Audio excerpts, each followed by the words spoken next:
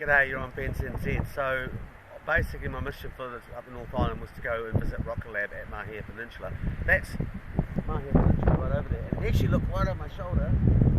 You probably can't see it, but there's a little tiny finger sticking up, and that's actually Rocket Lab. We drove up to it yesterday. We went all the way up to Orokonui,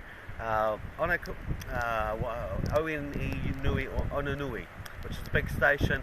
We went up to the Boundary Road, private road. We didn't go any further, although it's quite interesting because that private road is actually paid by the provincial trust. So in actual fact, the public government paid for the private enterprise to have that actual road. It's a strange little road, kind of sort of tar sealed in parts and isn't in others. The tar seal went through because of course all the trucks that they bring in there is chewing that road up as well. So that's all gone in, that provincial fund went in for Rocket Lab. No money actually just gone into this particular actual community, very low socio-economic community, lots of problems. They have a high suicide rate as well. Talking to one of the publicans last night, she's doing a little fundraising to get people into that prevent suicide program. And so what we find is here is we get here, we've got this Rocket Lab here, they're putting nothing into the local community. There's only one family actually benefiting out of this. Pretty much all the way that they didn't even know that it was happening until they read about it in the newspaper. So lots of conferences, or as one woman said, lots of hooies but not much doughy. So pretty much the locals got shafted here. Now as for the rest of New Zealand, now we're meant to be nuclear free, but one of the things they actually do at Rocket Lab is it's all about researching what they call hypersonic rockets. Now these are rockets that can go from Beijing to Washington in 7 minutes, 27,500 kilometres is the speed that they're going. That basically, developing those rockets in New Zealand kind of makes us a target, and it makes that place a target because again, the thing about these missiles is they're very lightweight, they can be moved around very, very quickly, so it's not that much of an issue to think of in an event that there was suddenly a high tension, that suddenly they stop delivering actual payloads of satellites, but instead they start delivering nuclear payloads. China knows this, Beijing knows this, we're now right in the fucking crosshair if that conflict occurs. Also brings us to the question of that geopolitically, this is dragging us very much into the American camp, and there's this sort of argument going that goes, oh, we must either be the Chinese camp or we must be the American camp. No one seems to be saying, well, actually, maybe we should just be in our own camp. And that was, again, part of nuclear free. It was like saying, we're standing alone against this nuclear insanity. We're not taking sides. It's just abhorrent. And yet, that Rocket Lab is a complete abomination and spits on the whole spirit and legacy of nuclear free. Then there is, of course, what is actually launching. Some of the stuff that's actually launching is actually quite beneficial. It actually is looking at things like studying the planet's climate, the environment, all things that we need to know and to help protect the planet and look after ourselves as well. That's great. The problem is more and more payloads that they're actually delivering from Rocket Lab actually have a military component. Some of the stuff is actually offensive nature, or it helps provide a targeting system for offensive weapons. So again, makes New Zealand a target.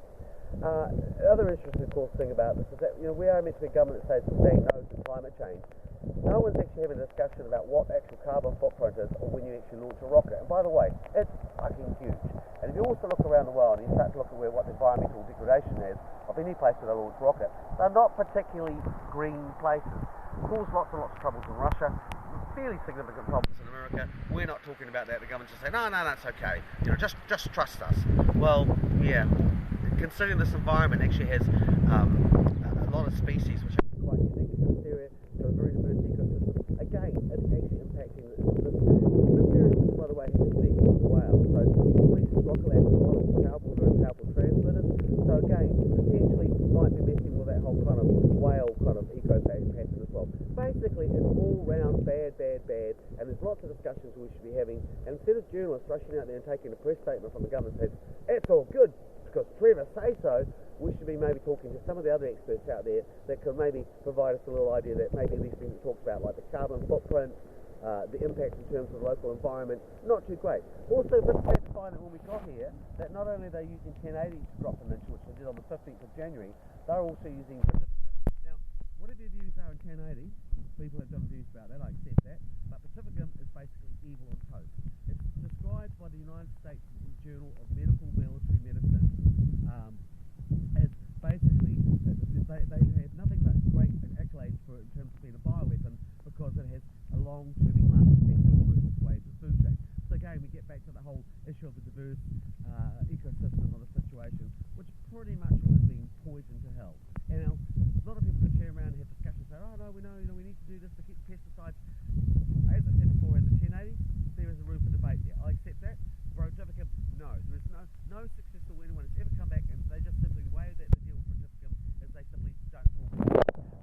here we are at MAHI Peninsula, beautiful MAHI Peninsula, all sorts of weather patterns in one day. Right behind us, this icon, the military industrial complex, and we don't think very much of it. And we've got lots and lots, you can assure us, we've got lots and lots of information and stories to come out this year about Rocket Lab. And next year when I do the BNZ, that will be my specialised story, and we'll be doing a big deep dive. So watch this space.